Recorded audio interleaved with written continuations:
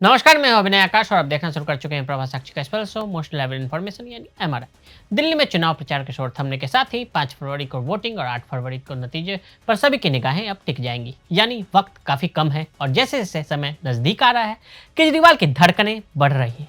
इस बार के चुनाव में बीजेपी ने केजरीवाल को ऐसे चक्रव्यूह में फंसा दिया जिससे केजरीवाल बड़ी संकट में है।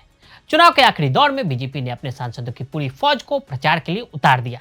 इसमें एनडीए के सांसद भी शामिल हैं। एनडीए के 246 सांसदों को काम पर लगाया गया है। ये सांसद दिल्ली में विभिन्न मंडलों में वोट मांगते नजर आए। बीजेपी की तरफ से माइक्रो मैनेजमेंट इस स्तर पर किया गया कि हर वोटर के परिवार वालों को तक खबर पहुंच सके। एक एक वोटर को जोड़ने के लिए हर संभव प्रयास किए जा रहे हैं। ऐसे में हर किसी के मन में यह सवाल है कि दिल्ली पर केंद्रित योजनाओं के साथ साथ बीजेपी पिछले 3 दशकों से राजधानी के प्रमुख विपक्ष की भूमिका से बाहर निकलकर सत्ता पर काबिज हो पाएगी या फिर आप लगातार तीसरी बार हैट्रिक लगाएगी। रेवड़ी वाला नैरेटिव कैसे हुआ फेल? फ्री वाला नैरेटिव केजरीवाल लेकर चले थे, वो असरदार नहीं रह गया। अरविंद केजरीवाल ने चुनाव की घोषणा से पहले ही 2100 रुपए देने का वादा कर दिया था। अब तो आलम यह हो गया कि झुग्गी झोपड़ियों में ऐसे ही वादों के फॉर्म बीजेपी और कांग्रेस की तरफ से भी भरवाए जा रहे हैं। फिर आपके वादे में खास ऐसा क्या रह जाता है? लोगों को लगने लगा कि ये तो सभी दे रहे हैं। प्रधानमंत्री मोदी बार बार आकर कह रहे हैं कि जो जो योजनाएं चल रही हैं उससे ज्यादा वो देंगे। अब फ्री बीज वाली नैरेटिव को इस तरह के वादे करते हुए कांग्रेस और बीजेपी ने पलीता लगा दिया है।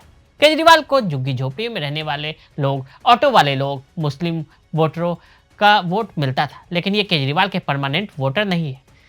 इनमें से बहुत सारे कांग्रेस के वोटर रहे हैं। वही पूर्वांचल से आने वाले मिडिल क्लास वर्ग के लोग बीजेपी के वोटर हैं, लेकिन दिल्ली में मुफ्त रेवड़ी के चक्कर में इनका झुकाव आपकी तरफ होता रहा है। बीजेपी ने सारा खेल ही बदल कर रख दिया है। माइक्रो लेवल पर काम कर रही है बीजेपी। प्रधानमंत्री के 2 ब्रह्मास्त्र सटीक निशाने पर लगे। 8वां वेतन आयोग की घोषणा हुई। दिल्ली में सरकारी अधिकारियों की संख्या अच्छी खासी है। केजरीवाल अपनी सीट को लेकर भी फंसे हुए नजर आ रहे हैं। ये सब उनके पत्र लिखकर स्पेशल ऑब्जर्वर नियुक्त करने की मांग से झलक भी रहा है।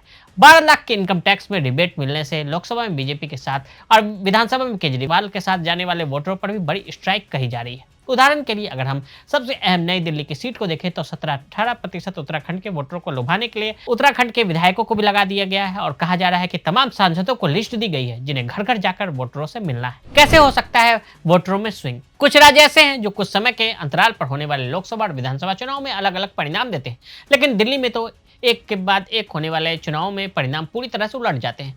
दिल्ली में जहां भाजपा लोकसभा चुनाव में भारी जीत दर्ज करती है, वहीं आप भारी बहुमत से विधानसभा में जीत लेती है। लेकिन एक एक बार होता तो ये संयोग माना जाता, ये बार बार होता नजर आया है। इसका कारण यह है कि दिल्ली में बड़ी संख्या में स्विंग वोटर्स हैं जो लोकसभा में भाजपा को वोट देते हैं और विधानसभा में आपके पीछे लामबंद हो जाते हैं। लोकसभा और विधानसभा में कौन वोटर बदल जाते हैं।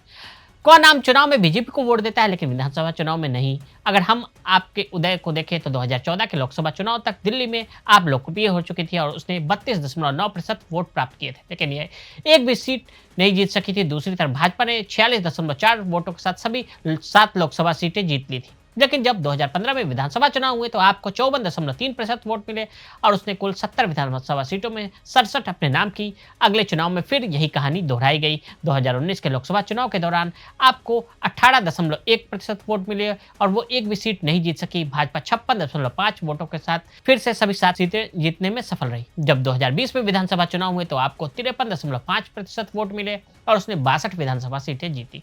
2024 में लोकसभा चुनाव में भाजपा को दिल्ली की 54.3% मतदाताओं का समर्थन मिला। वहीं 2014 और 2019 की तरह सभी 7 सीटें जीतकर हैट्रिक पूरी कर ली। कांग्रेस के साथ गठबंधन में चुनाव लड़ने वाली आपको 24.1% वोट मिले।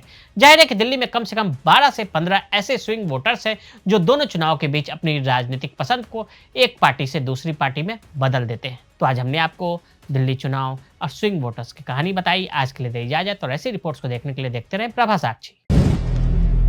अगर आप भी लेना चाहते हैं देश दुनिया की तमाम जानकारी तो आज ही सब्सक्राइब करें हमारे चैनल को। साथ ही नीचे दिए बेल आइकन को जरूर दबाएं ताकि हर अपडेट आप तक पहुंच सके।